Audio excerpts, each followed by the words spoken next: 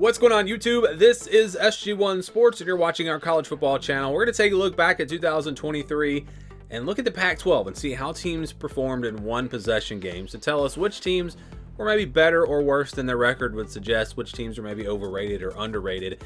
And again, we've been doing this with the other conferences. This can kind of tell you, and it has done this in the past, which teams are being overhyped or underhyped going into the next season.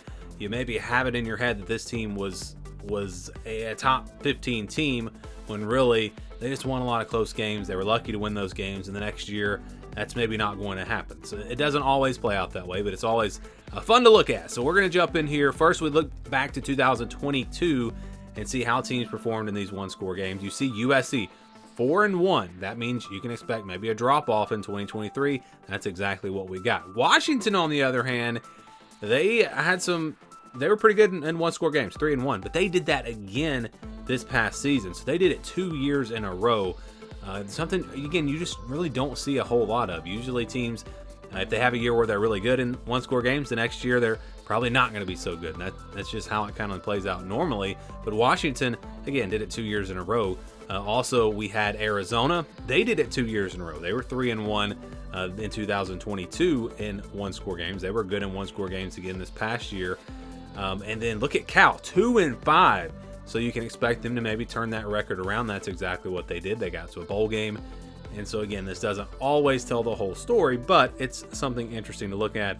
And again, tells us which teams to maybe expect a jump up or down for in this upcoming season. So let's get to the top teams of the Pac-12. So this was their record in 2023 in one-score games. Look at Washington, 6-0, 6-0 in one-score games. Had so many close games. They were able to win every single one of them, and good thing they did, because a loss and maybe they don't make the college football playoff. Maybe Florida State would have gotten in there. I don't know how things would have played out if that had happened, but they were able to get them done, get those wins, and get all the way to the national championship.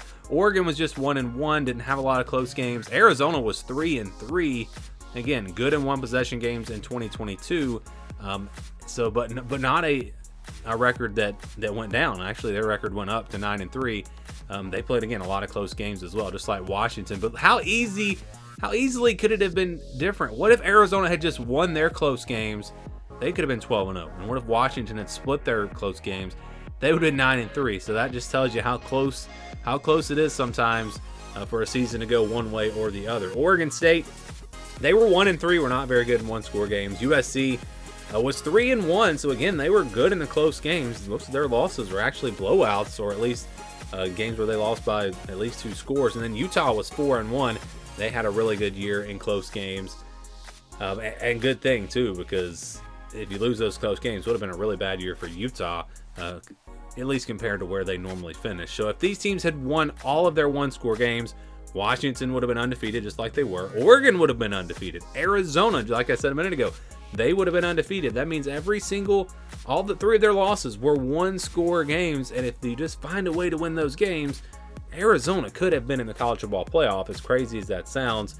Oregon State could have been 11-1. They could have been right in the thick of things in that playoff race. USC, not much better, 8-4, and Utah not much better at 9-3. If these teams had lost all of their one-possession games, Washington would have been 6-6. Yes, we're talking about just a few plays being the difference in going to the college football playoff and having a very average year for Washington. Oregon, worst case, could have been 10-2. Arizona also could have been 6-6. Oregon State actually had a better worst case scenario than both Washington and Arizona.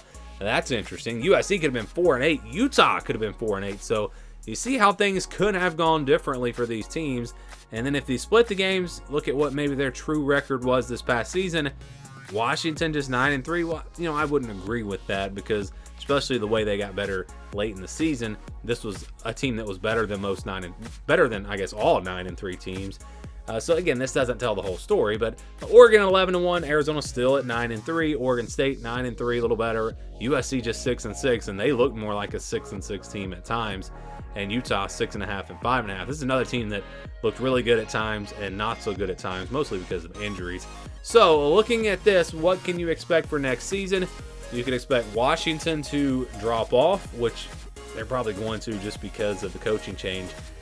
Oregon State, you would expect them to maybe have a better year, but they also had a coaching change. So again, this doesn't tell the whole story. And USC and Utah, again, there are a lot of variables here, especially in the Pac-12. So I am not saying that this is what's going to happen. USC, you would expect them to have a worse season. I don't think that's going to happen. I think they're going to revamp their defense and be better.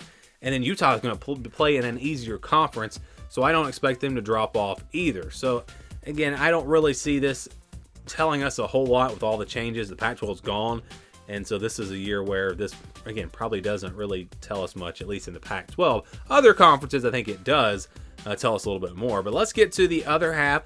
You see the records from 2023. And then we get to the one-score games. UCLA was 0-1, only played one close game. Cal was 2-2.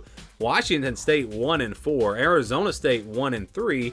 Those are teams that maybe you'd expect to be better next year. But again, no Pac-12, so it'll just be different.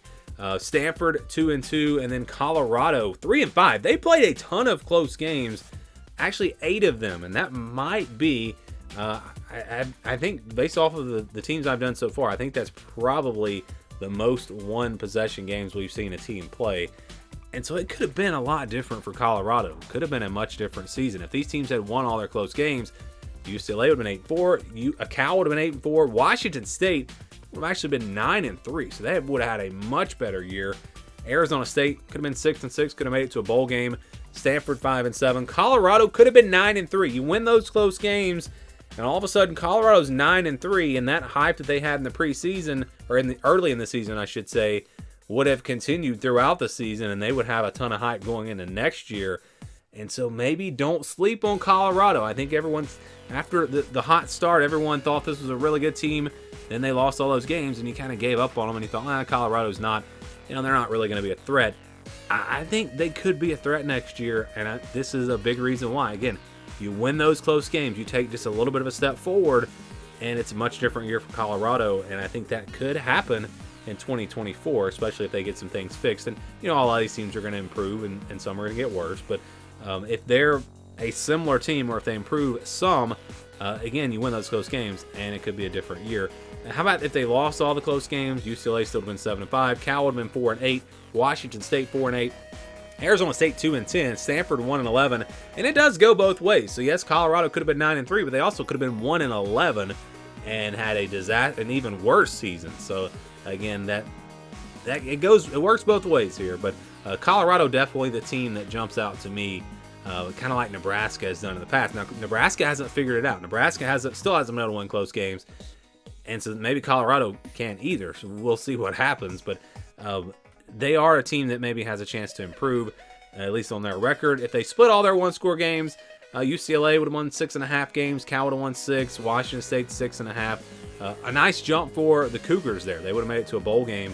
Arizona State could have been 4-8, Stanford 3-9, and Colorado 5-7. So still wouldn't have made it to a bowl game, but would have been close. Would have been close if they had split their one-score games. So again, when you look at the Pac-12, teams that maybe are on the rise or on the decline, it's hard to say because of the new conferences. The schedules will be different, and coaching changes and all that. But Colorado would be the one team that I'd say maybe has a chance to improve if they can win some of those close games. And then Washington, I think, not only because of the close games, but also just because of the roster turnover and the coaching changes. Washington's a team that's probably going to have a huge drop-off, maybe kind of like TCU had this past season after playing in the national championship and then not even making it to a bowl game. Not saying Washington's not going to make a bowl game, but I definitely could see them drop off. So your thoughts on the Pac-12 and which teams maybe are overhyped and underhyped heading into next season? Let me know what you think down in the comments below.